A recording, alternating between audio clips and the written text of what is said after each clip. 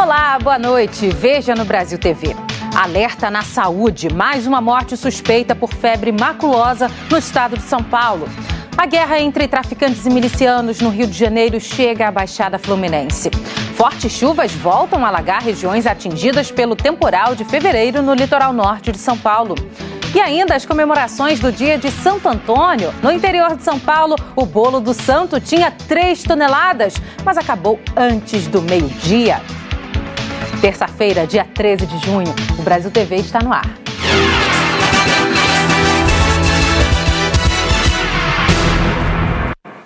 A Prefeitura de Campinas, no interior de São Paulo, confirmou que investiga uma terceira morte por suspeita de febre maculosa. A vítima é uma jovem de 28 anos, que esteve, no dia 27 de maio, num evento com feijoada realizado na região rural da cidade. O local é o mesmo onde o piloto Douglas Costa e a namorada dele, a médica Mariana Giordano, estiveram. O casal morreu no último dia 8. A morte da Mariana por febre maculosa foi confirmada pelo Instituto Adolfo Lutz. Segundo a Secretaria de Saúde de Campinas, o novo caso suspeito é de uma jovem moradora de Hortolândia. Ela esteve no dia 27 de maio num evento na Fazenda Santa Margarida, que fica na região rural de Campinas. O local é usado para eventos de grande porte, como shows e casamentos, com capacidade de até 20 mil pessoas. Foi uma feijoada nessa fazenda. Começaram a ter os 3 sintomas compatíveis com febre maculosa dia 3 de junho e os 3 evoluíram a óbito no dia 8 de junho. Como a gente já tem uma confirmada, tudo leva a crer que os outros 2 também devem ter como causa-morte a febre maculosa brasileira. De acordo com a Prefeitura da cidade, a fazenda já foi notificada a alertar os frequentadores sobre o risco de contrair a febre maculosa na região. Eles põem tablado quando tem evento, mas na área do estacionamento tem vegetação. Os organizadores dos eventos eles têm que colocar placas em todos os lugares da fazenda. Quando eles venderem ingresso para o evento, eles têm que colocar o alerta que vai ter, que tem esse risco e que se a pessoa tiver febre nos 15 dias depois de frequentar os sintomas, elas têm que contar para o médico. Ontem à noite, o Instituto Adolfo Lutz confirmou que a morte da dentista Mariana Giordano, de 36 anos, foi mesmo pela febre maculosa. Ela e o namorado, o piloto Douglas Costa, estiveram nessa fazenda de Campinas no dia 27 de maio. O Instituto ainda analisa o material coletado do namorado da dentista e deve informar até amanhã o resultado, segundo a Secretaria Estadual da Saúde. A morte confirmada de Mariana é o 4º óbito pela doença no estado de São Paulo em 2023. No ano passado, São Paulo teve 62 casos confirmados, que evoluíram para ao menos 47 mortes em todo o estado. Esse mapa, produzido pela Secretaria, mostra as regiões do estado com mais risco de transmissão da febre maculosa. Ele inclui cidades como Campinas, Jundiaí, Piracicaba, Ribeirão Preto, Marília e Assis.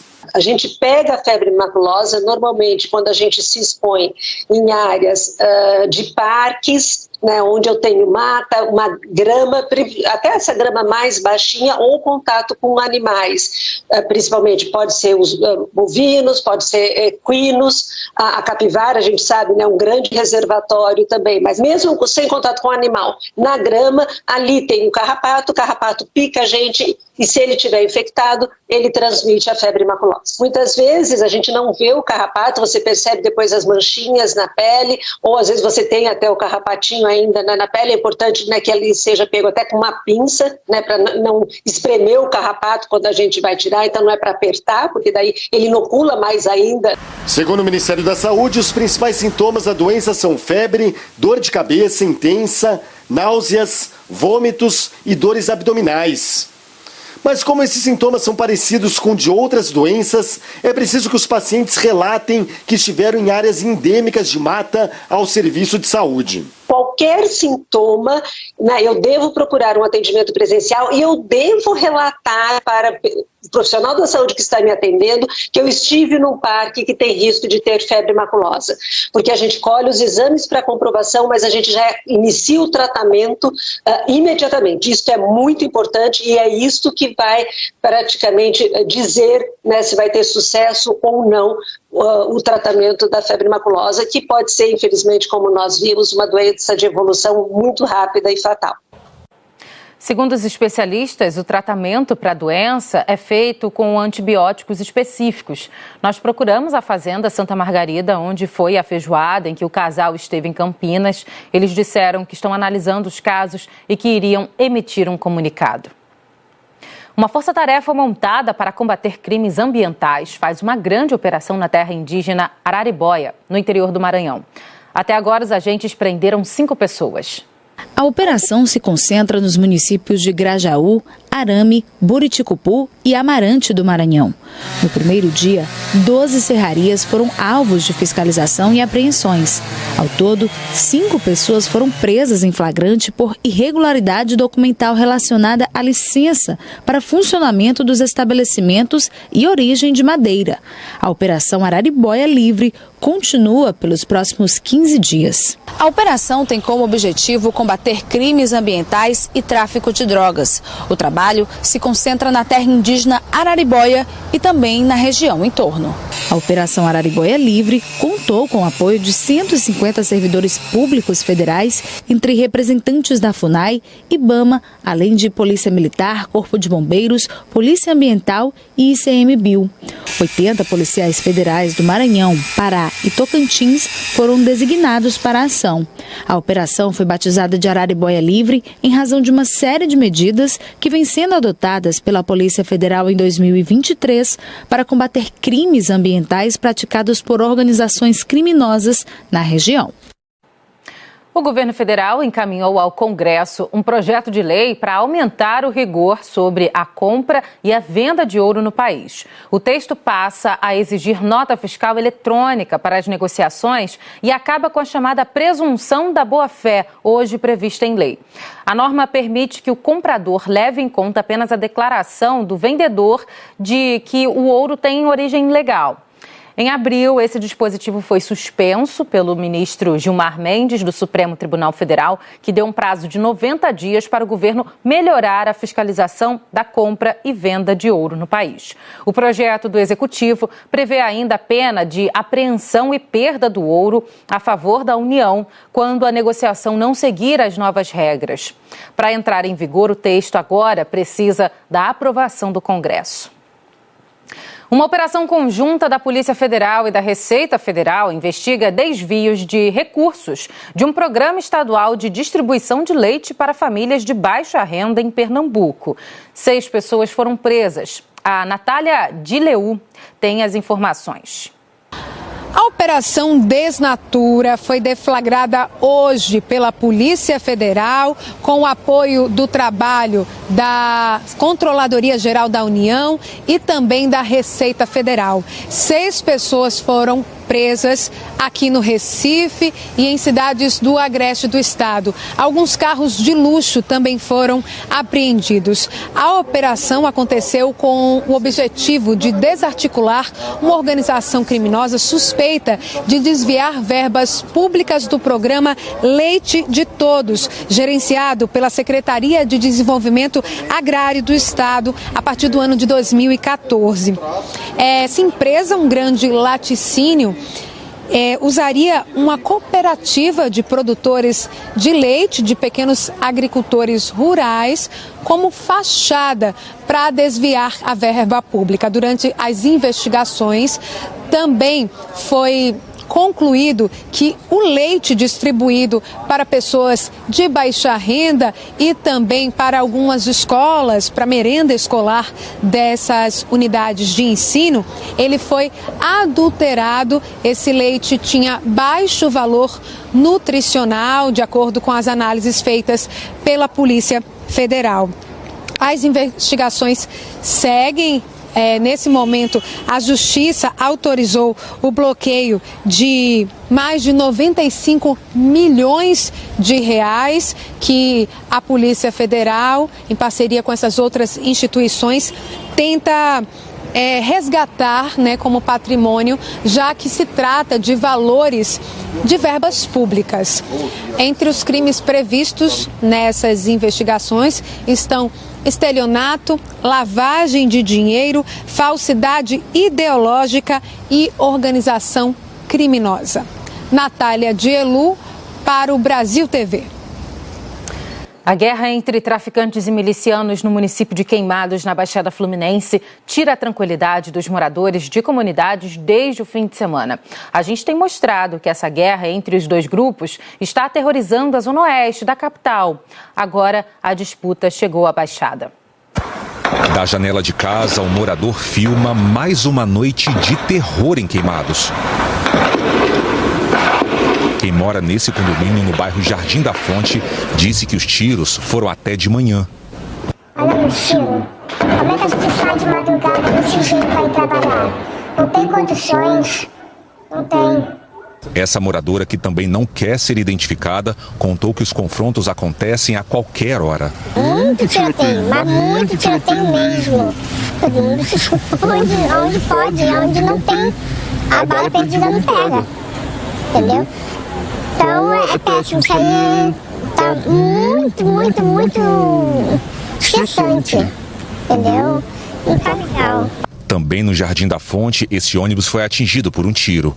Uma mulher que estava nele e ia para o trabalho gravou um áudio. O ônibus foi atingido, circular, acabou de sair do ponto final. Foi atingido, estamos aqui segunda-feira separando o chão do ônibus. O ônibus atingido faz a linha Jardim da Fonte circular.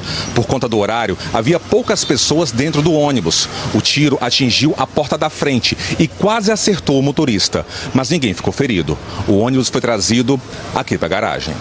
A porta ficou com o vidro estilhaçado. Esse motorista do ônibus, que trabalha na mesma empresa, falou que está com medo. O lugar aqui também sempre foi muito tranquilo. Essas coisas que estão acontecendo aí, infelizmente, né, a gente tem que pedir a proteção de Deus. Primeiramente, medo a gente sempre tem, né? Sempre tem medo, sim. No meio da manhã, uma viatura do batalhão de Queimados reforçou a segurança em frente à garagem. O confronto entre traficantes e milicianos que disputam domínio de territórios em outras regiões da cidade agora também faz parte da rotina de Queimados. Segundo a polícia, invasores de uma facção ligada ao tráfico de drogas tentam dominar o controle dos condomínios e estão em guerra com milicianos locais. Esse vídeo, gravado na semana passada, mostra bandidos armados com fuzis correndo dentro dos condomínios do programa Minha Casa Minha Vida. Muitos tiros são ouvidos. Nessa gravação, uma moradora aparece baleada no ombro. Segundo testemunhas, ela tinha acabado de descer de um carro de aplicativo quando levou um tiro de raspão. Além do bairro Jardim da Fonte, outras regiões de Queimados também sofrem com a guerra entre o tráfico e a milícia, como Belmonte e Valdariosa. Moradores contaram que na noite do último domingo, um motoboy e uma criança foram mortos por milicianos. Os dois estavam fazendo entregas na estrada Antônio Martins, quando homens ligados à milícia teriam confundido as vítimas com traficantes. Horas depois, na rua Mondaine, um homem identificado como Miquéias Jesus, de 30 anos, foi executado na calçada. A polícia investiga se ele teria ligação com a milícia local e se os assassinos foram traficantes. Eu moro aqui há mais de 10 anos, já vai para 20. Nunca foi assim. O Jardim da Fonte foi um bairro calmo, tranquilo. Nunca aconteceu essas coisas. Nunca. Infelizmente, a realidade foi essa. Que terror, né? A Polícia Militar do Rio informou que o batalhão de Queimados faz rondas em viaturas e em motopatrulhas de dia e de noite.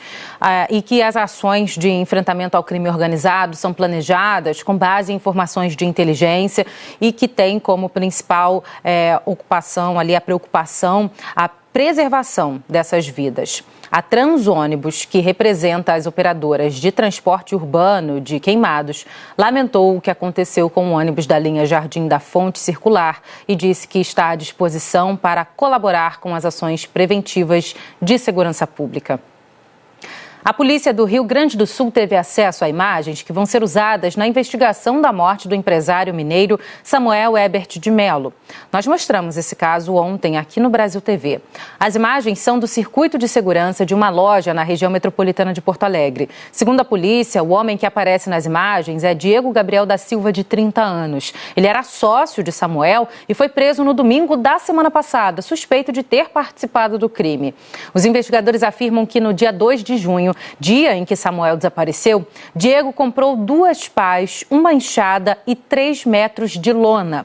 O corpo do empresário mineiro foi encontrado na madrugada de domingo. Segundo a polícia, estava enrolado na lona comprada por Diego. Samuel foi morto com 9 tiros nas costas. Outro suspeito do crime foi preso no sábado. A polícia investiga se mais pessoas têm envolvimento no caso. Nós não conseguimos contato com a defesa de Diego Gabriel da Silva. O corpo de Samuel foi enterrado hoje em Belo Horizonte.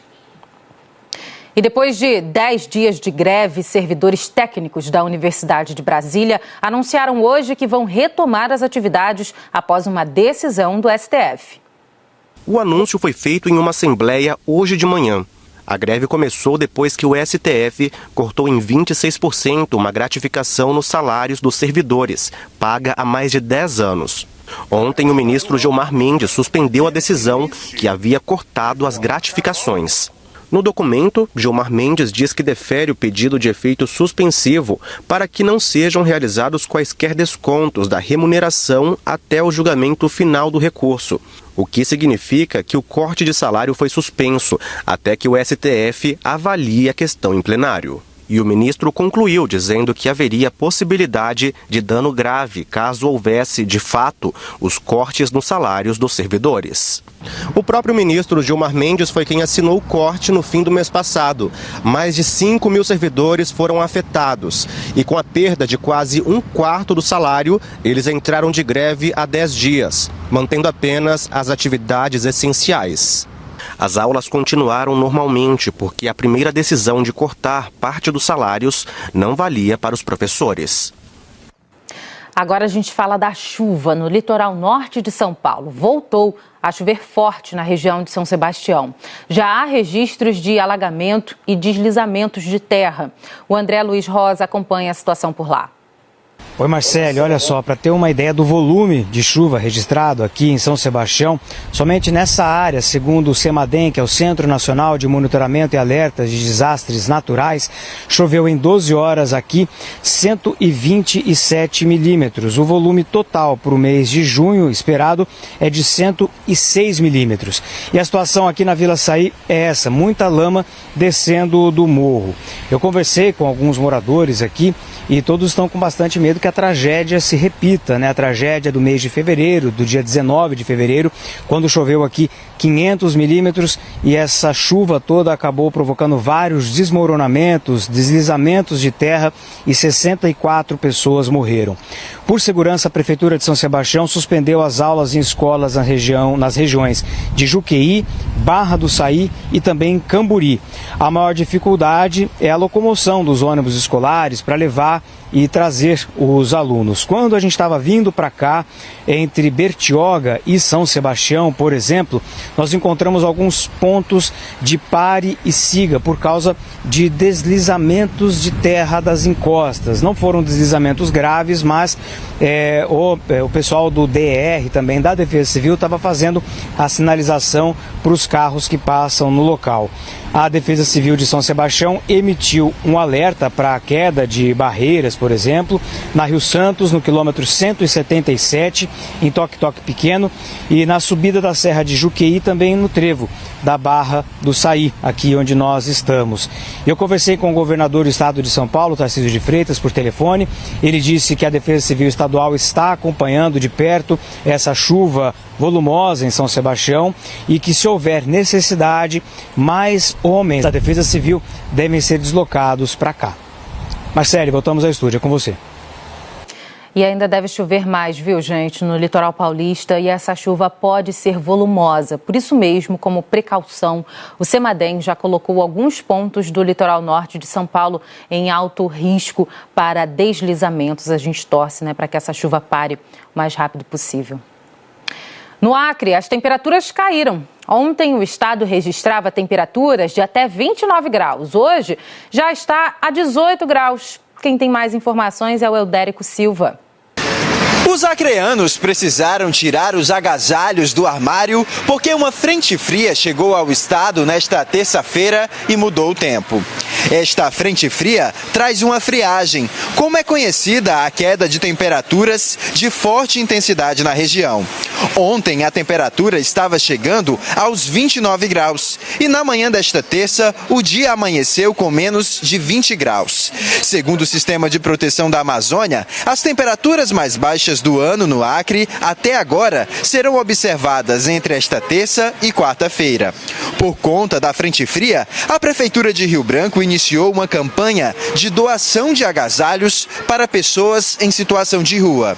Com as temperaturas mais baixas, os acreanos aproveitam para tomar bebidas e comer pratos mais quentes, como o tradicional tacacá. Eudérico Silva, para o Brasil TV. Parece curioso, mas para quem não está acostumado com frio, regiões que não estão acostumadas com frio, 18 graus é frio sim, viu, gente? No próximo bloco, hoje é feriado em Campo Grande. É que Santo Antônio é o padroeiro da capital do Mato Grosso do Sul. A gente já te conta, não saia daí.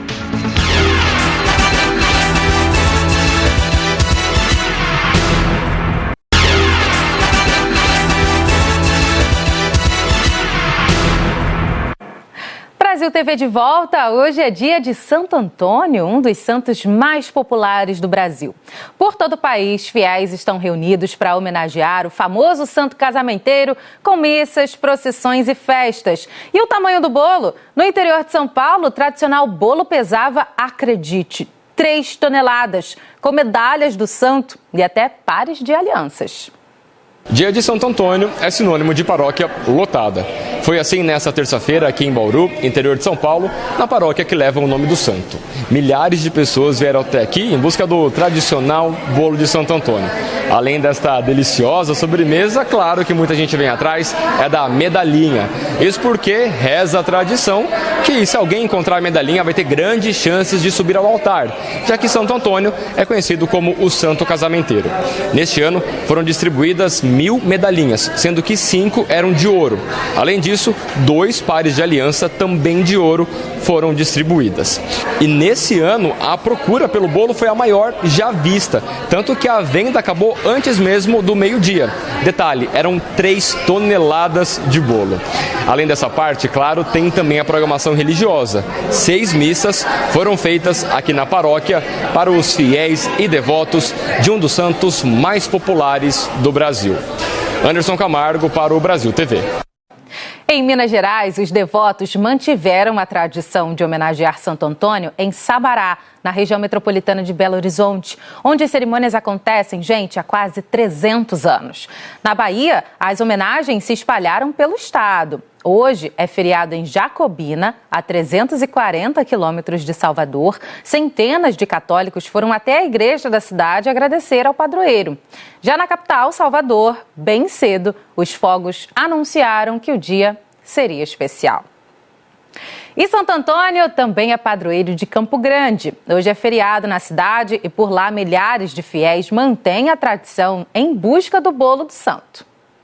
Antes de começar a distribuição, os potes de bolo recebem a bênção do padre. Santo Antônio. Do lado de fora da paróquia, nem o frio de 12 graus ou a chuva desanimou os fiéis. Alguns chegaram antes das 6 da manhã. Vou orar, vou pedir proteção para Deus, pela fé que a gente tem em Deus, entendeu? Todo o esforço vale a pena pela fé e para garantir um dos potes do bolo, famoso por trazer um recheio especial, alianças. Vim de carona com o filho, né, que ele foi trabalhar e quer casar e vim buscar o bolo para ele. O tradicional bolo de Santo Antônio é feito pela catedral que leva o nome do santo há mais de 20 anos. Com a pandemia, as homenagens ao padroeiro da cidade foram adaptadas. Mudanças que ficaram. Ao invés de pedaços, os potes entregues no sistema drive-thru.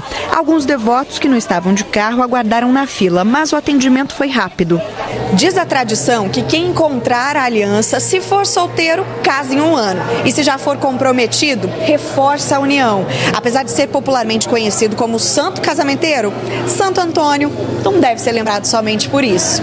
de Santo Antônio, ele tem milagres que envolvem pregação aos peixes, cura de pessoas que estavam acidentadas. E o milagre que eu acho mais bonito é quando uma mãe que tem um filho que tinha afogado, ele volta, devolve a vida a essa criança. E a mãe, como sinal de gratidão, então, vai fazer uma promessa. É daí que surge todo o processo que nós realizamos. O amor e o amparo de Santo Antônio pelas famílias. E hoje nós distribuímos também o bolo de Santo Antônio pensando nisso. A abundância da vida de Deus na vida das pessoas através do bolo. Este ano o bolo de Santo Antônio alcançou um número recorde. Foram 13.101 potes preparados com 1.000 alianças, além de uma ficha que vale uma TV 50 polegadas. Trabalho que conta com a ajuda de muitas mãos. Por gratidão, em primeiro lugar, e porque eu gosto de servir a Deus. Ele representa Deus para mim e através dele, dos pedidos que eu faço, sabe assim que Deus me atende, acredito eu. E hoje, os milhares de potes de bolo já tinham sido vendidos antes da retirada começar. Gustavo comprou 45. Devoção dos fiéis que mantém viva a história do padroeiro de Campo Grande. Vai para a família toda, vai para as irmãs, vai para os cunhados, vai para todo mundo aí. E aí, tem algum milagre que vocês vão pedir com tudo isso de bolo? O casamento já tá certo aqui, né? Vamos ver se Deus vai continuar abençoando a gente por aí. O Brasil TV fica por aqui. Outras notícias no Jornal Nacional às 8h30 da noite, hora de Brasília. Uma ótima noite para você. Até amanhã.